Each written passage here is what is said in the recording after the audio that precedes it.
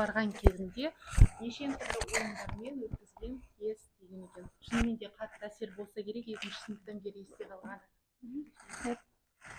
Барлықтарыңызға сәлем. Ол маған керек емес. Сұрайтыным, Қайрат Нұртасты танитын кісі бар ма бұл жерде?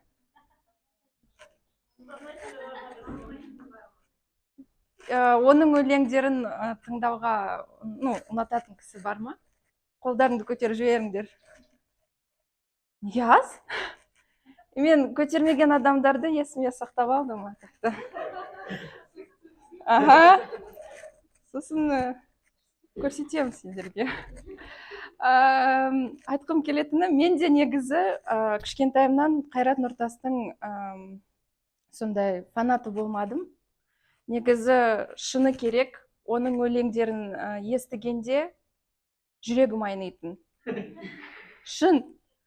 Мен оның келбетін көріп, ойладым, не деген кісі ол, прическасы бір түрлі осындай бір киген очки, жүрісі бәрі сондай бір менсінбейтінмін да, мәмбетизм деп ойлайтын, мәмбет қой, не істеп жүр? Неге бәрі сонша бақырып, оған қарап, ұнатып жүр. Сол, Құдайым кешір. Бірақ қазір енді сол көзімнің ашылғанына Тәңіріме мыңда бір алғыс. Өйткені шыны керек, Нұртас ол феномен. Мен Қайрошты 20 жасында тыңдай бастадым.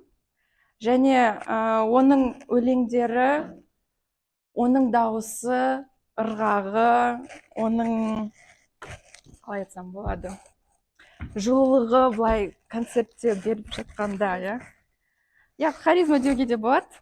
Маған қатты ұнай бастады. Феномен ғой, былайша айтқанда. Ешкімге ұқсамайды. Сол, сөйтіп мен осылай оның өлеңдерін қоса бастадым, өзіме телефонға да қосыла бастадым. Өкінішке орай, біз бәріміз білетіндей, ол жайлы көп жаман өсек таралып жатыр. Қайратымыз үйтті, бүйтті, ішті, қуды, бір нәрсе. Құды білмеймін, басқа адам ішпейтіндей, басқа адам, басқа әртіс өзін жаман көрсетпегендей, прям несі бар, мен түсінбеймін. Жақсы өлең айтса болды ғой. Ал қалған өмірін қалай сүргісі келсе, солай сүре берсін деп ойлаймын да. Не, басқа адам қалмады ма?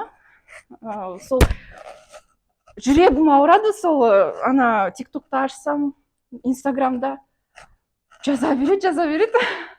Не, сендердің басқа жұмыстарың жоқ па деп айтқым келеді да. Ол да бір осы әлемнің бір пендесі. Өз өмірін бірінші рет сүріп жатыр. Және әрине біз барлығымыз адам баласы болған соң қателеседі. Қателеседі, несі бар. Жұлдыз болған соң сонша бір стресс болады. Ол үлкен стресс негізі осы сахнаға шығып ән айту, адамдармен осылай жылылықты беру, әрине кішкене ішіп қояды.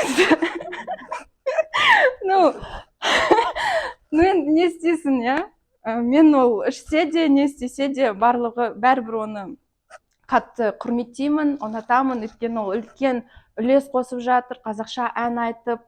Бізде осындай сол кісі сияқты персонаждар жоқ. Барлығы бірдей сияқты, деп жүреді. Сол осы ой мені қатты, мен білмеймін, өсектерді тыңдағанда жүрегім ауырады. Менің әкемнің ойынша барлық әйелдерге ұнай алатын бір сондай бір еркектердің арасында бір типаж бар. Және әкемнің ойынша сол Қайрат Нұртас сол типажға жатады.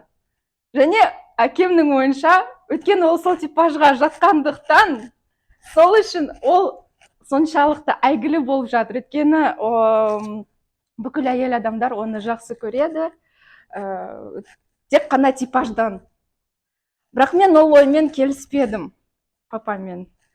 Бірақ былай сұрай бастадым әріптестерімнен және құрбыларымнан, былай жігіттерден сұрамадым бірақ.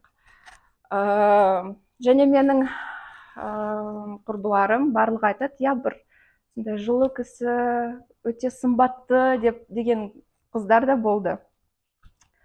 Менің ойымша, мен оны жай ғана әртіс ретінде былай құрметтеймін, тамсанамын. Бірақ мен соншалықты бір сымбатты деп ойлап көрген емеспін. Бірақ биыл, жоқ, былтыр мен оның концертінде болдым. Бла-бла барда. Мен ана жақта өлдім. Жан кешір. Бірақ мен оның осындай бір әрекеттерінен, билегендіктен, мен ана жақта жүрегім жарыла бастады. Шыны керек, жүрегім дірілдеп, аузым ашылып, мен ана жақта шыңғырып. Мен қазір сын есіме алдым да, онымен бірге билегім келіп, шынымен бір тартымдылық, сондай несі бар да оның, тартымды. Соны мен байқадым, әрине. Сол менің есімдегі сол кез өте ең бақытты және ұмытылмас кездерімнің бірі. Және мен айтқым келетіні осы спичінің purpose'ы, әрине, сол оның концертіне барыңдар енді, көріңдер тоже, сезіңдер осы мен сезген тартымдылықты. Тыңдаңдар, дұрыс. Көп рахмет сіздерге.